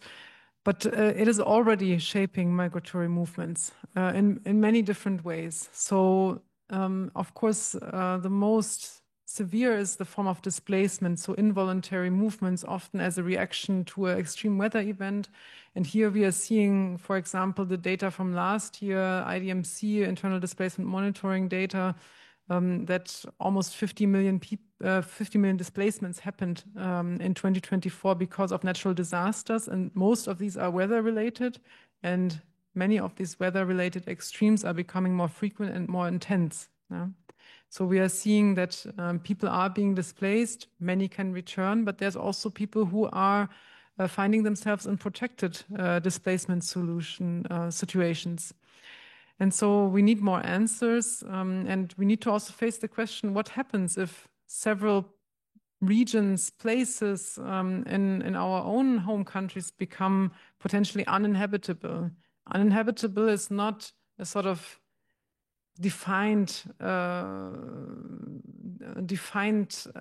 sort of measure. It is defined by the climate impacts in this sense, but it is also defined by how many technological and financial capacities we are endowing to keep these places habitable. So, of course, humans have settled in very adverse conditions, but we will be faced with the questions, where do we invest? Do we invest in the Halligen? Do we invest in Tokelau? And of course, as climate impacts get more severe, budgets will get more constrained of where to invest to keep places habitable. And questions of culture, religious value, questions of economic value of land, all these questions will come into play and will create friction. But then, and my last point to this is also the question of how can we enable people to move as an adaptation to climate change, as a successful move? How can we transform this migration stories into success stories? Because we are looking at the numbers here in Germany, we have big demographic issues here, in many other countries as well. We will not meet those with the mindset we have currently against migrants in Germany.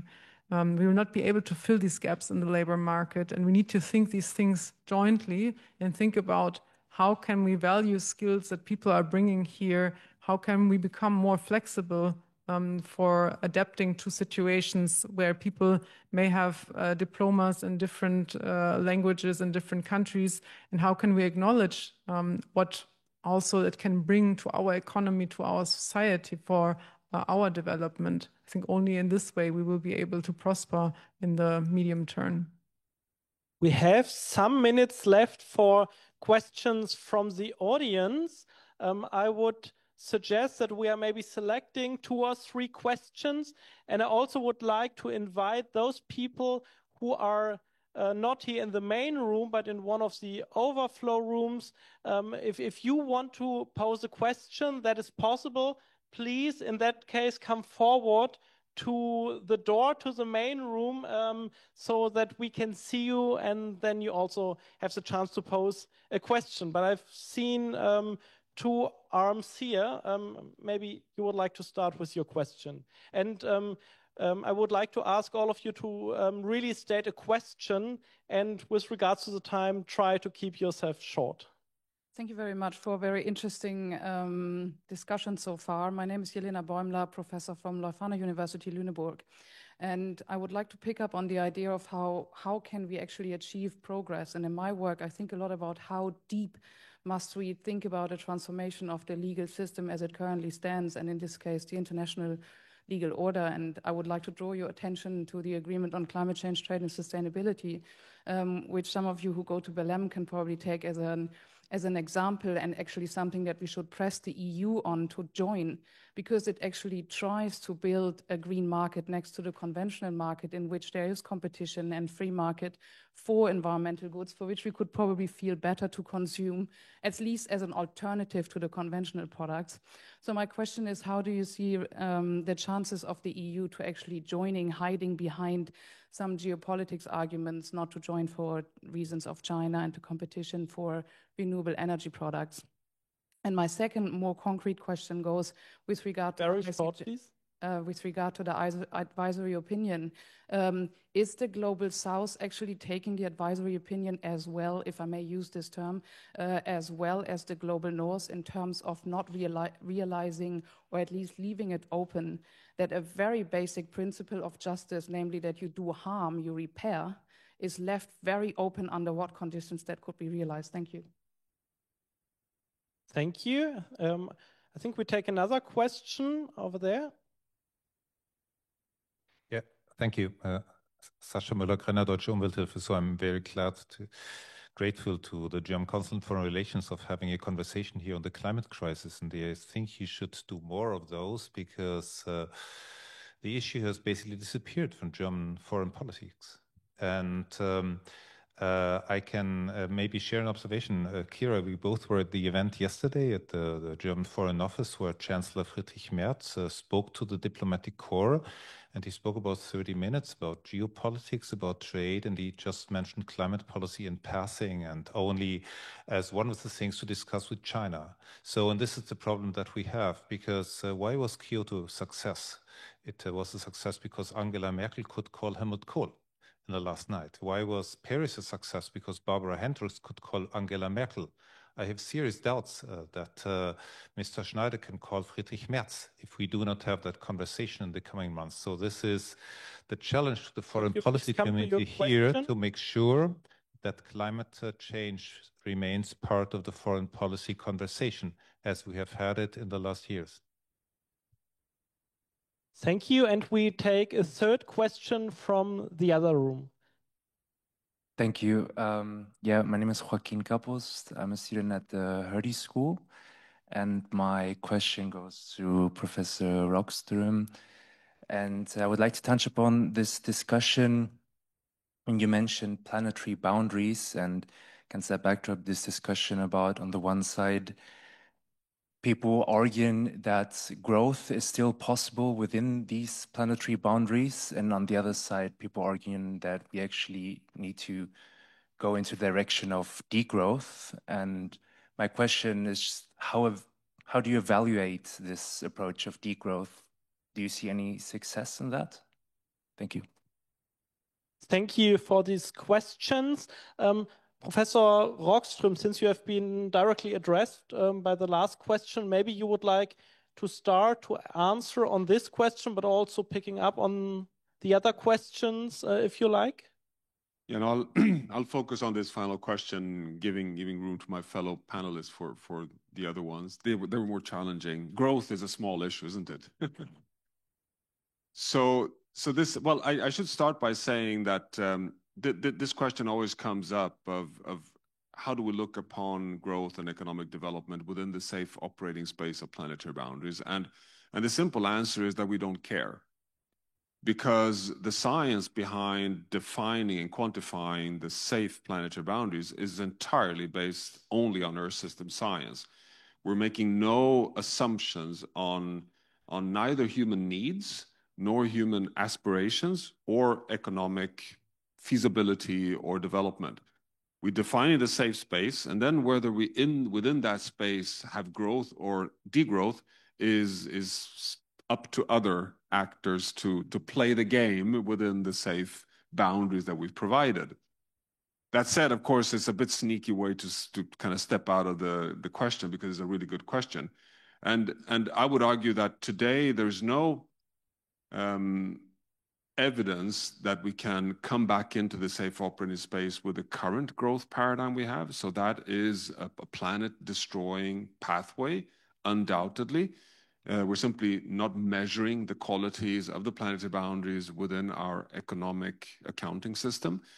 But is degrowth the pathway to solution? I have my doubts.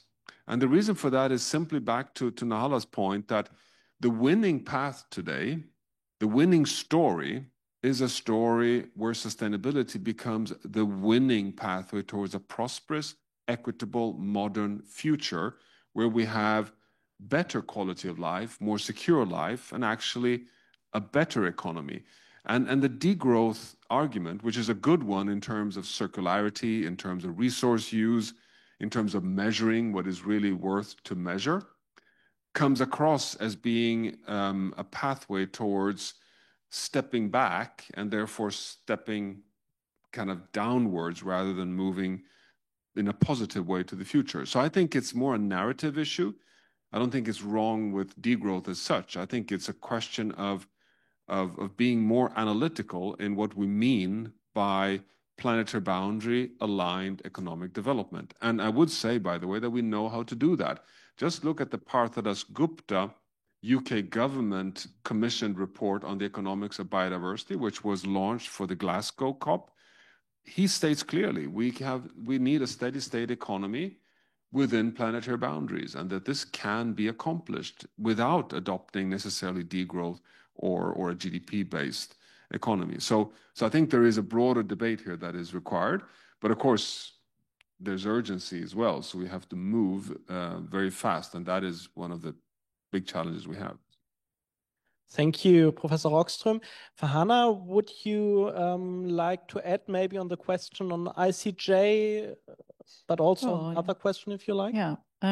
So the ICJ advisory opinion came out on the 23rd of July, so it's less than 2 months, and it was requested by the General Assembly, so the General Assembly will receive the opinion back. And then there's a question about what will it do and what will other organizations, international organizations, other parts of the UN and all countries, because it's not just addressed to Paris parties, it's addressed to everyone who is under an obligation to obey international law, basically. So yes, it applies to China. China's NDC must be 1.5 aligned. Indonesia's, India's, Pakistan's, every country that is going to put forward an NDC should align it. So when they align it, how they align it, they still have, you know, most countries have not submitted their NDCs as of yet, which is terrible, but, you know, they must, and we've provided means for unilaterally ratcheting them up over due course. So this takes time. And I think that also every company, every sector that has sector targets, company targets, corporate targets, everything, everyone has to align them with 1.5. And that means a serious examination looking at what that means. That is the due process that is required right now for countries, as I said, and other actors who are directly addressed by international obligations, who are under international obligations. And I just want to say that also, you know, this point about resilience and taking action, this opinion came about largely as a result of Pacific Island youth, Pacific Island lawyers, many lawyers, allies helped, but it has taken, you know, about 5 years. And I, as a lawyer, look, I don't want to overstate its significance. It was a unanimous opinion, very rare to get a unanimous opinion from the ICJ with such affirmation. So it's a real huge achievement, and it will have really deep consequences, I think, for years to come, but it takes time for it to develop. And I think I'll hand over the question about the EU, the green markets issue, maybe to Kira. Kira, would you like to add on that question? Yeah, maybe I can connect it to the broader question on growth and how we can shape our future in the end. So the devastation that you have talked about in the beginning, the extent to which we are transforming the Earth system, in a way, it's also testament to human ingenuity, right? Like we are able to change the surface area of the ocean and expand it into landmass. I mean, on a global scale, it's really mind-boggling.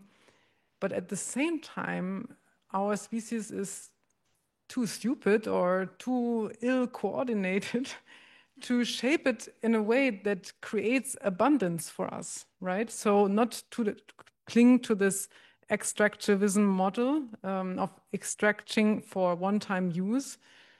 We have to go towards the circular way and shape the Earth system to provide ecological abundance for the betterment of our societies, for our common future. And I think this is really the task at hand. And I do believe that the EU will broadly stay course with the Green Deal, and it will have to also safeguard some of the technologies where we still have a competitive edge over China, for example, because I fully believe in what you were referring to with leading through sustainability into a modern world.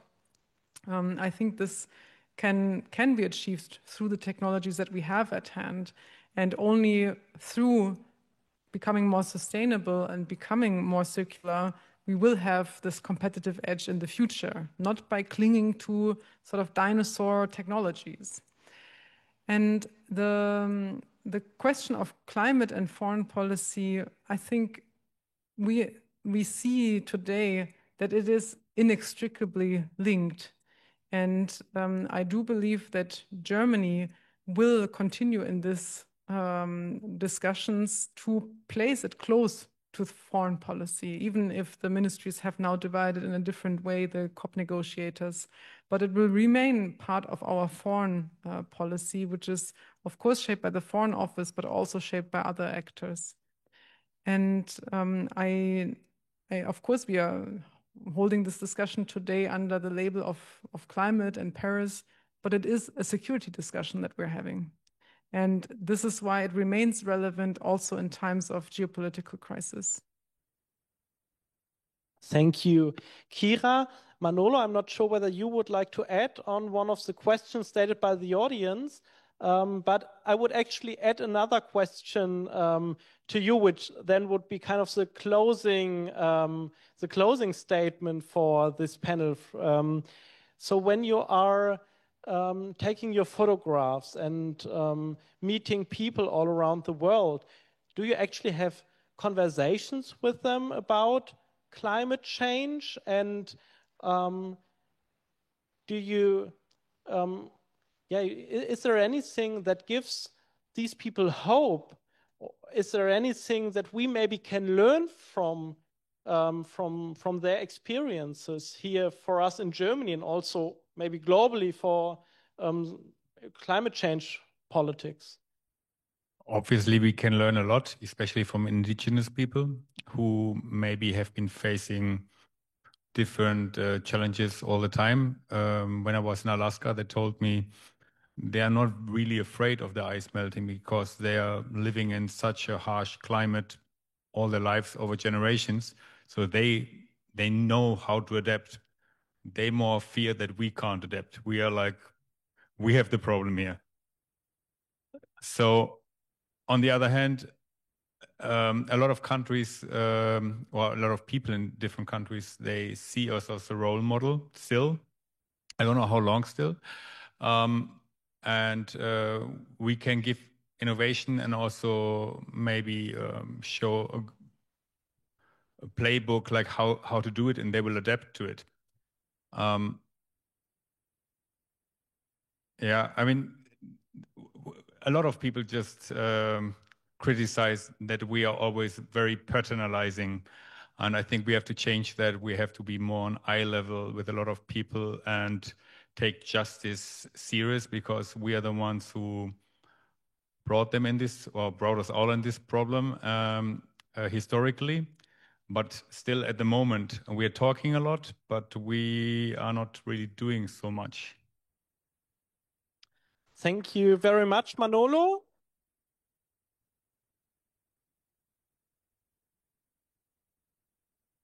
And thank you to all of you, Farhana, Johan Rockström, Kira Finke, for this panel discussion. Of course, we will have some time to continue the discussions during the receptions that will follow. But before we come to that, I will briefly switch back to German language, because this is a multilingual event, as it has been said before. And I would like to invite Detlef Jimbritsky to come to the stage for the closing remarks. Herr Jimbritsky, Sie haben jetzt noch das Wort für ein paar Schlussbemerkungen. Lieber Asenkamp, vielen Dank, aber vielen Dank ans Panel. Ist natürlich vermessen, jetzt zu erwarten, eine solche Diskussion zusammenzufassen, aber ich fand sie ganz spannend, und mit dem Minister will ich noch mal festhalten, dass wir eine Bewährungsprobe vor uns haben, dass eine Bewährung ansteht, ob es gelingt, quasi das, was vor 10 Jahren als Klimavereinbarung getroffen wurde in Paris, ob wir wirklich in der Lage sind, das zu erfüllen. Professor Rockström hat darauf hingewiesen, der Hinkefuß dabei ist die Freiwilligkeit und nicht das völkerrechtlich Verbindliche. Aber nun hören wir ja jetzt immer häufig von der Koalition der Willigen.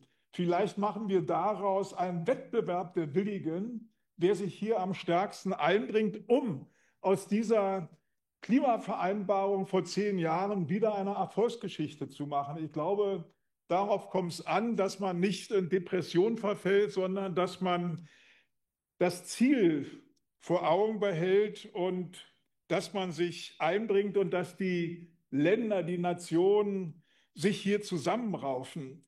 Ich habe dem Carsten Schneider ja mit auf den Weg gegeben, Persönlichkeiten bestimmen die Politik, aber auch im Negativen. Es ist natürlich furchtbar, was im Augenblick in den Vereinigten Staaten von Amerika passiert. Es ist furchtbar, was Autokraten anstellen, und es ist schlimm, was Populisten bewegen können. Deswegen muss man da versuchen, auch wieder die Hoheit, die Deutungshoheit zurückzugewinnen. Ich fand das sehr gut, dass Sie bemerkt haben, Sicherheit ist wichtig für die Menschen. Das wird ja auch im Augenblick in Deutschland und in Europa heftig diskutiert. Ich fand das, wie Sie mit Sicherheit auch, wirklich wichtig und immer wieder interessant, Herr Professor Rockström, wie Ihr Institut in der Lage ist, deutlich zu machen, belastbar deutlich zu machen, welche Herausforderungen der Klimawandel bringt und wenn wir uns diesen Herausforderungen nicht stellen, welche Konsequenzen das hat. Man könnte auch sagen, das ist ein Bedrohungsszenario. Und wir haben andererseits, weil wir von Sicherheit sprechen, das Bedrohungsszenario, das nur sehr stark mit Krieg in Europa, mit Krieg in Afrika, mit Krieg in Nahost zusammenhängt. Es ist jetzt ein bisschen simpel, ich sage das vorweg, aber warum schaffen es die Militärs immer so stark, ihr Bedrohungsszenario in einer Weise in den Vordergrund zu rücken, dass man sehr schnell dazu kommt, 5% vom Bruttosozialprodukt für Militär auszugeben? Warum schaffen wir es nicht? Ich sage jetzt bewusst wir. Das Bedrohungsszenario und Klimakatastrophe, das ja mit Sicherheit genauso viel Bedrohungspotenziale hat, dahingehend zu bringen, dass auch hier die entsprechenden finanziellen Ressourcen freigemacht werden. Man könnte diese Diskussion vertiefen. Ich weiß, dass man da auch sehr schnell missverstanden werden kann. Ich bin sehr wohl der Meinung, dass wir eine europäische militärische Sicherheit brauchen, um das nochmal zu unterstreichen.